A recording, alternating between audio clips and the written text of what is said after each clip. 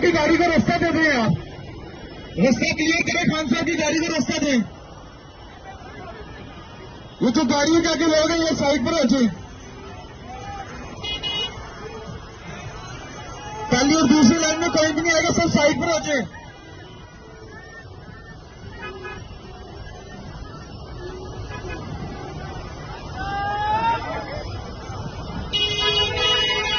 खान साहब की गाड़ी को रास्ता देंगे सब।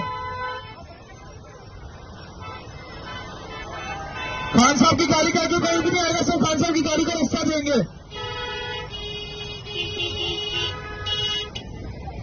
खान साहब की गाड़ी को रास्ता देंगे, आगे कोई गाड़ी नहीं आएगी।